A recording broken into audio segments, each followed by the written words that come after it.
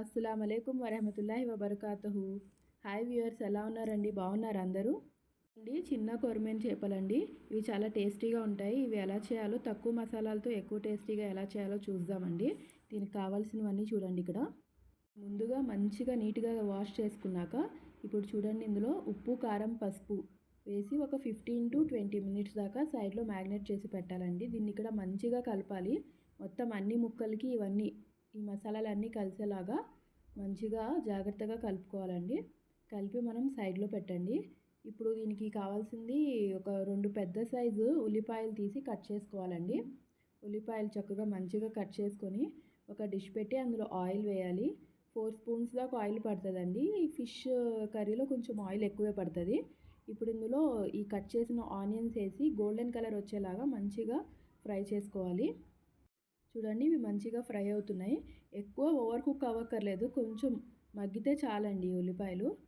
చూడండి, ఇది మంచిగా మిక్సప్ చేసుకున్నాము. కాసేపు దీనికి లిడ్ వేసి పెట్టేస్తే త్వరగా ఉడికిపోతాయండి ఆనియన్స్.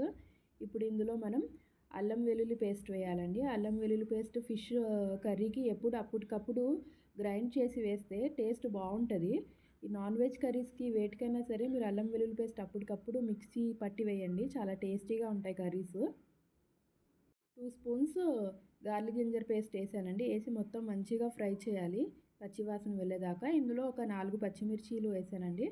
చూడండి, వేసి మంచిగా కలుపుకోవాలండి. ఇప్పుడు మనం ఏదైతే ముందు ఉప్పు, కారం, పసుపు వేసి పక్కన పెట్టామో ఆ ఫిష్ని కూడా ఇప్పుడు ఇందులో యాడ్ చేసేస్తాం మనము. యాడ్ చేసి వెంటనే వాటర్ వేయకండి, ఎందుకంటే ఆ ఫిష్లో నుంచి ఆల్రెడీ వాటర్ వస్తుంది. అందులోనే ఆ చేప ముక్కలు మంచిగా ఉడకాలి. ఉడికేదాకా పెట్టి తర్వాత మనం మంచిగా రోస్ట్ అయినాక వాటర్ వేద్దాము.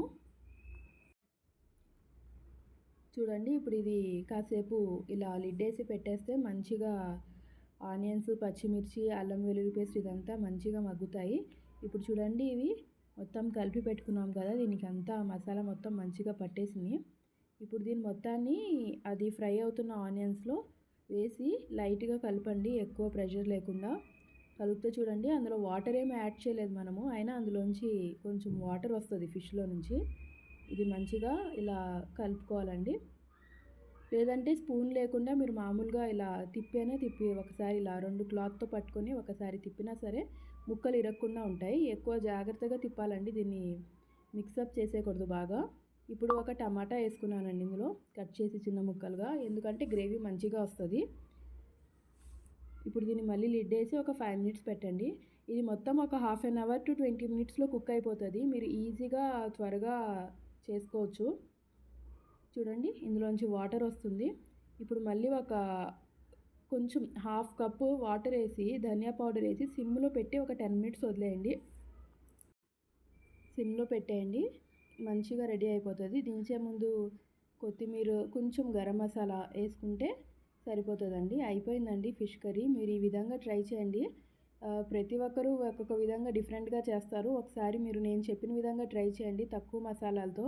పిల్లలు కూడా ఇష్టంగా తింటారు. టేస్ట్ కూడా మంచిగా ఉంటుందండి. ఆ ఫిష్లో ఉన్న టేస్ట్ వస్తుంది మనకి, మసాలాల్లో ఉన్న టేస్ట్ కన్నా ఫిష్లో ఉన్న ఒరిజినల్ టేస్ట్ వస్తుంది బయటికి.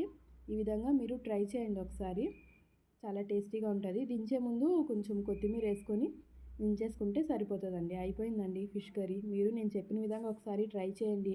ట్రై చేసి ఎలా ఉందో కామెంట్ చేయండి కామెంట్ సెక్షన్లో. ఓకే అండి, బాయ్.